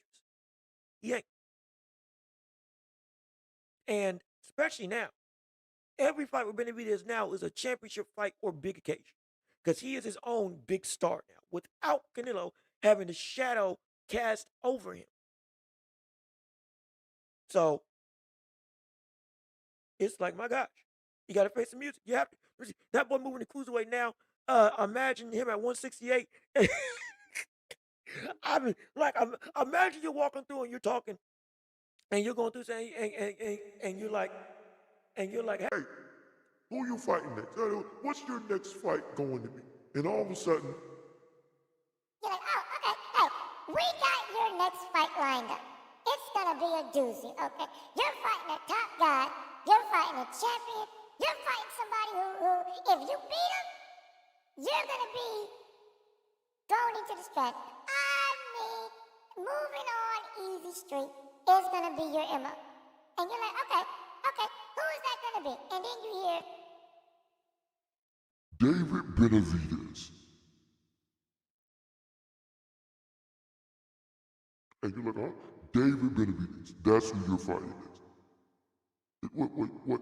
When? Now, you're fighting 3 months. 3 months. I ain't got time to agree. Doesn't matter. He's already agreed. But what's the split? 55-45. Your favorite. I didn't even get the thought. Doesn't matter. He's already traded. He's at the press conference location today. The press conference is tomorrow. He's already there. Oh, by the way, he's making weight easy. He's gonna come in at 167. 167. And now you're like, what? Wait, hold on. 167. But ain't that brother? He gonna overweigh a bunch, and he gonna be like, nah. And then you wait night of the fight. Oh, by the way, he's 220. He's walking into the ring at 220. Easy. 195. Potential at his lightness. Yeah, you in trouble. you in trouble. You in trouble. That's what it's gonna be like. That's what it's like, right? And Tommy Hearns was able to do the same thing. 6'1" at all 78-inch reach. One of the greatest right straights we ever seen in boxing history. One of the greatest fighters ever. That brother fought at 140, then fought up to 147, then was able to get up to light heavyweight. And then from light heavyweight, he would fight at light heavyweight first, and then come back down to 147. Then go to 160, then come back down to 140. He was going, I don't know how his nutritionist was able to do it. I don't know how his body took it, but this cat was wiry, long, built like somebody at cruiserweight, but was fighting Iran Barkley, and then was coming back down. All right, fine. I'm here 147, lean, mean, and easy. Come and get me. See what you got. And I'm still carrying the same power I got when I fought at 175 before you, now down here. And I'm making weight easy. I'm making weight. I'm coming under the limit. Like he's that much of a physical anomaly in terms of Benavidez. It's crazy because again, if you know his history, that brother was a big boy. That brother was big when he was younger. Used boxing to lose weight and then got good at it. And but that, cooking, kept on cooking, and will continue to cook because everybody's got to deal with it. Mind you, this guy, he could be a heavyweight easy. His competitiveness could be another story, but his ability to fight at cruiserweight, he could fight easily. He could fight easily up there at cruiserweight. I'm dead serious. Not cruiserweight. I'm sorry, heavyweight. My apologies. He can fight a heavyweight with ease. He'll be on the lower end. He'll be fighting probably 215. He'll be fighting maybe upwards of 225. I wouldn't be surprised if 210 was the initial up. Okay, he's cut himself up in terms of like physically, getting strong, getting lean, all that stuff.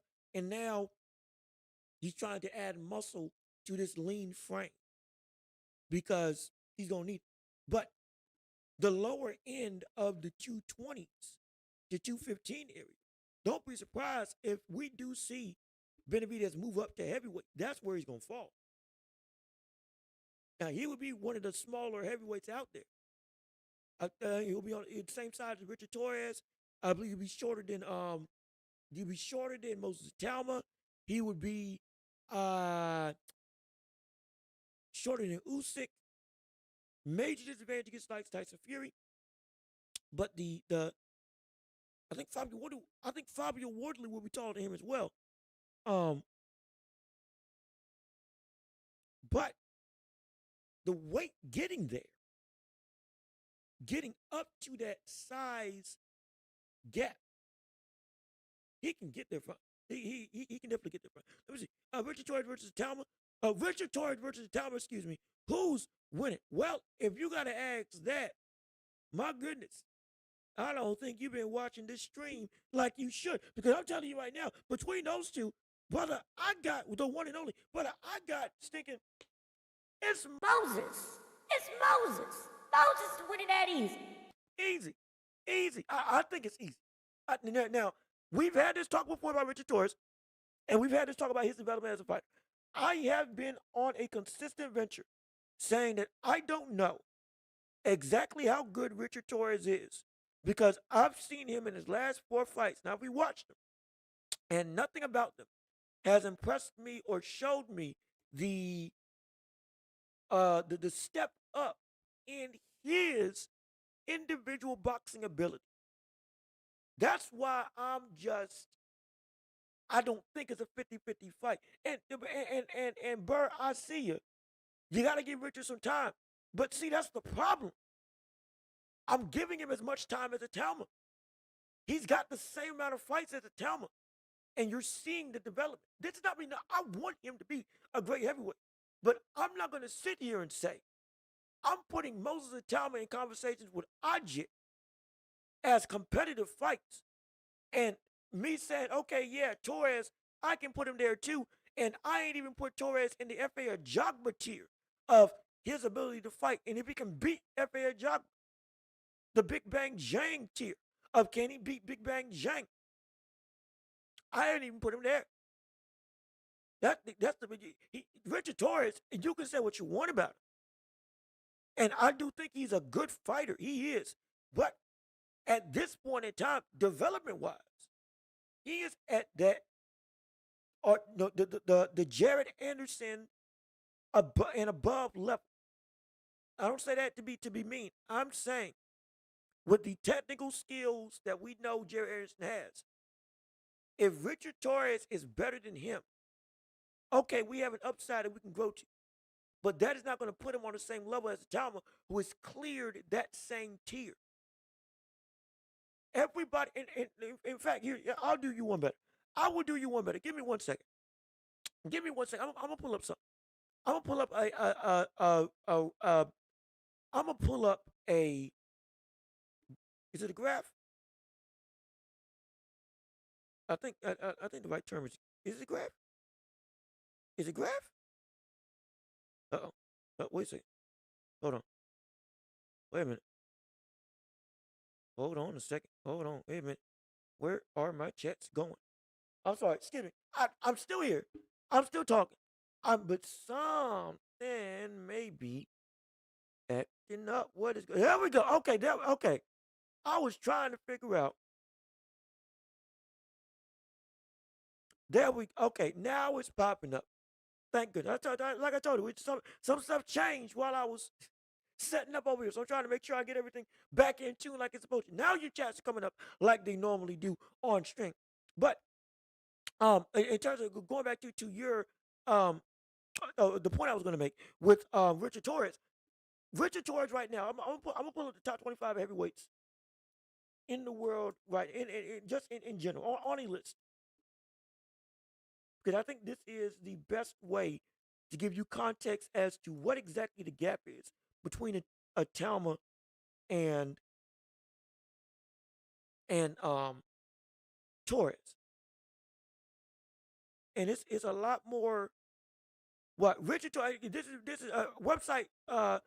World Heavyweight Boxing is essentially it's a blog that covers all things heavyweights.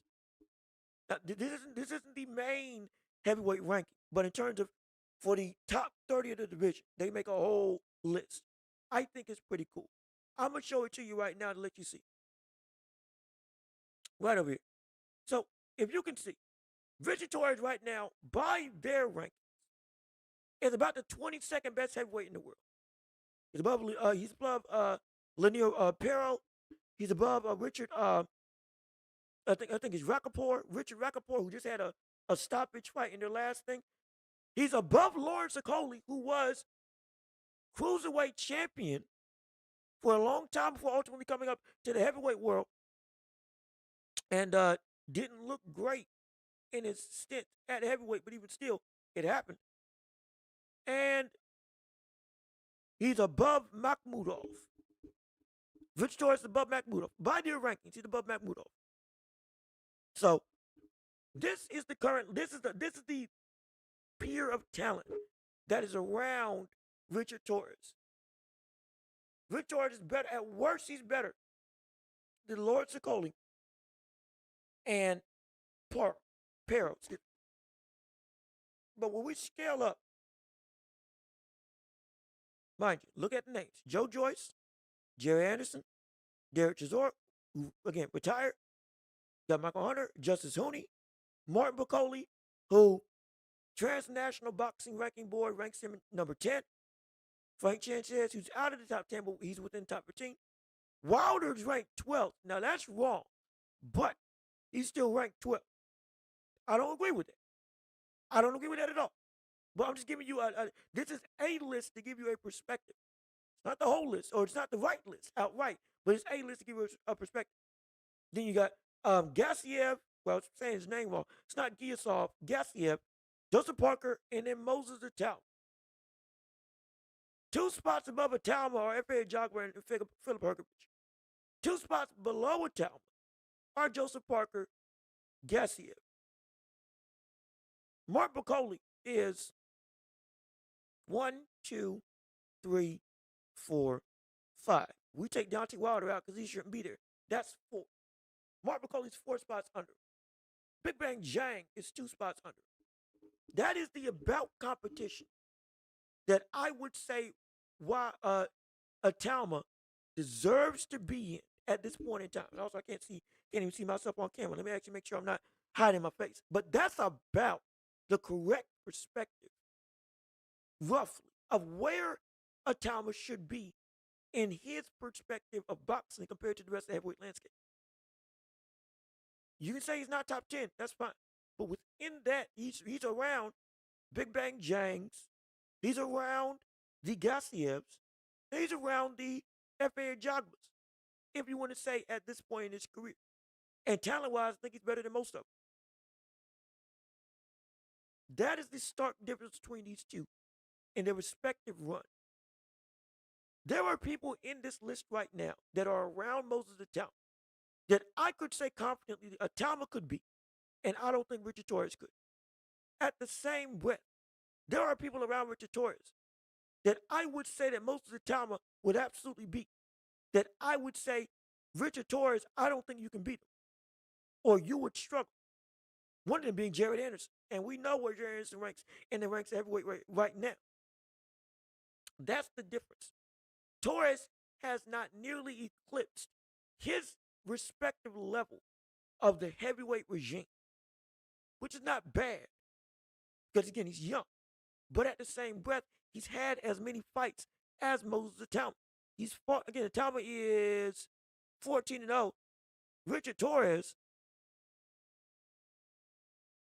is 14-0. 12 knockouts to, I think, Atama's 13. But there's a stark difference. Again, Sanchez versus Torres, this is going to be the biggest step up in Torres' career. That's going to be the biggest step up. That's going to be the biggest step up in Torres' career. If he can win that, okay, we got ourselves something to talk about. But if he can't, or if he struggles, then about what I said bodes true. He is just not on that level. And as he grows, I would love to see him get there. But right now, Torres should not be, or rather Torres, excuse me. This is his skill level. And in terms of respective talent, this is where I see him at. This is where I've always seen him at. It's not bad because, again, he's young. But Atama is just able to be way above. And he's able to beat those around in a more concrete way that I can say for those around Richard. There's a good more names I can say he would lose, at least in my opinion. Let me see. I feel like it's easier to move up in the rankings in England since they are different titles, or am I wrong? Yeah, now there is some truth to that in terms of you got the multiple English championships, but normally, those English titles don't just have weight and legacy, but if you win those titles, those are credible claims to cross over into the next level of boxing. This ain't just like, oh, in America, you'll fight and then boom, boom, boom, boom, get some names and up, you're on your way out. It'll be you fight, you win, you get one English belt. And then there'll be like a regional. Then you get like a national. Then you get like the big, was it the EBRC, something like that? Whatever case it may be. The last kind of big English title, if you win that young, okay, you're now ready for the world stage. And within that top 15 or so, we can start putting you in that list. And so it's structured as, unlike with the interim belts, if you win this, it's your next step up. You win this, it is a checkpoint that is necessary. It's a proving ground that now you qualify. And it helps Vidal Ridley, excuse me, just won one of the last English championships. That was the most important one of his current boxing career. And now we're saying he's ready for the world stage. Yes, it moves them up, but there is at least a system over there that, okay, you have a ticket to unlock the door to move up. And who you faced are also around that level, need that belt to move up as well. So if you're not here, you're not going to win it. But if you do win it, okay, you're worthy of it. Doesn't mean you're the greatest thing since sliced bread, but it does mean you do qualify. There is some track record to your success that we can buy into. That's what those belts over there help to represent and help to push in a good way. And that's why, yeah, they may move up quicker, but they also have a better structure of you passed a bunch of green flags and now you deserve to be here because you tested yourself on this set against the best that this nation had to offer, at least. And there's a lot of boxers in the UK. There's a lot of boxers in the UK. So it's like there's enough of a pool to say, okay, he is worthy of earning this type of sentiment. At least that's how I see it. So that hopefully that helps explain the why they're able to move with those belts seemingly quick. Well, it's because what those belts represent in the greater history of boxing, especially over in the UK. You win this, it is a valid check mark to push you to the next level.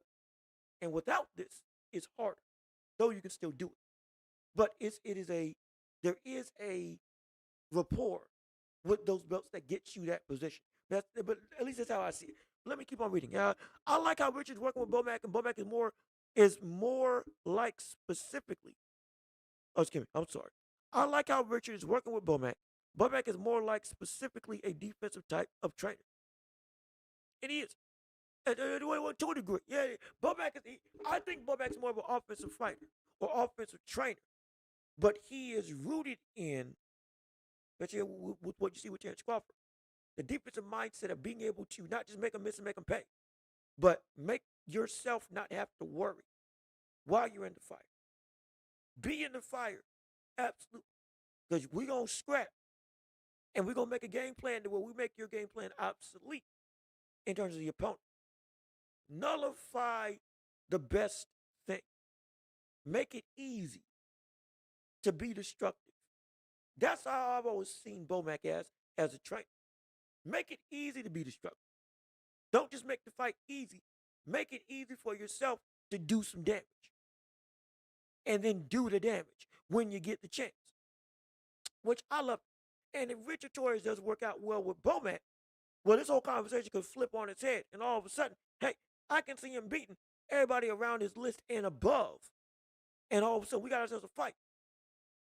We got imagine an interim title, Richard Torres versus Moses Talma, potentially over in the U.S. or in the States. That, again, a coming out party. Torres versus Talma. If Torres wins, this is his claim to fame. Next great American heavyweight. If Moses wins, he gains a whole American audience. For both of them, it's a win-win. If both of them, it could be a legitimate thing. And I would love to see it, no question about it. I would love to see that. But even still, we do have to make sure that we keep track of time. We are well over the hour 30 benchmark, but we got, with respect to time, we do have to end this show. So we're gonna do a last call real quick. So ladies and gentlemen, hey, last call. Hey, last call on the world of boxing and beyond. Whatever you want to discuss, if you can talk about it, we want to hear from you right here, right now for the globe to witness and enjoy and to have your voice be added to the conversation. Keep on liking the show. Keep on sharing the stream. We got about 5 minutes. We're going to cap it at 2 hours just about if we can. And we want to hear from you all and everything. So please get the stuff together. Let's call on the championship round of this show. If you can talk about it or if you got anything else you want to discuss, get off your chest. The time is now. Yes, indeed. The time is now. And it's, well, I can't even say it's showtime. What can I say? Can I still Showtime's old adage? Because they don't exist no more in the boxing ranks? I ain't stealing Bruce Buffer's thing, or Michael Buffer. I ain't stealing Michael Buffer's thing, because I ain't about to get... Me saying, let's get ready to rumble the video game is going to be the only way I can say it, let alone he's going to get me. No, I'm playing. I'm just kidding. But anyway, last call for the world of boxing and sports and beyond, if you can have something to discuss. If not, hopefully I got to everybody's chats, and hopefully you enjoyed this show on today. And with all that being said, we got to get out of here and end this show off with a bang. We ain't got no music this time, but we still going to have this show with the end credits and everything in store with you all to go and enjoy the time as we end this stream. So again, thank you for tuning in.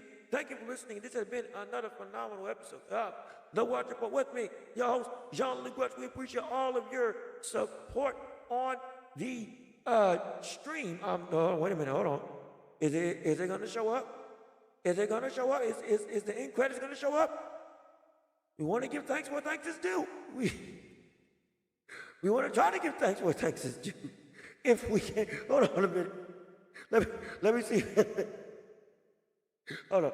Let me try this reverb. Let me give 1 second to see if I can, on the fly, make this thing work. If not, we'll still go out with the normal ends of the show. like we normally do. Thank you for tuning in, and we thank you for listening. And thank you all for supporting us on this Tuesday edition of the Welch Report. We're so glad that you're here with us on our show. And we hopefully you enjoyed your time here on the day. Hey, if you like what we had going here on this thing with this new soundboard and all that stuff, hey, tell me about it. Tell me what you like, and we can keep it added to the show. And we're gonna see if we can add this to when we get back to our main studio on our airways that we normally do. But hey, we appreciate you tuning in and listening. Hopefully you enjoyed our show. Leave a like on the video before you leave.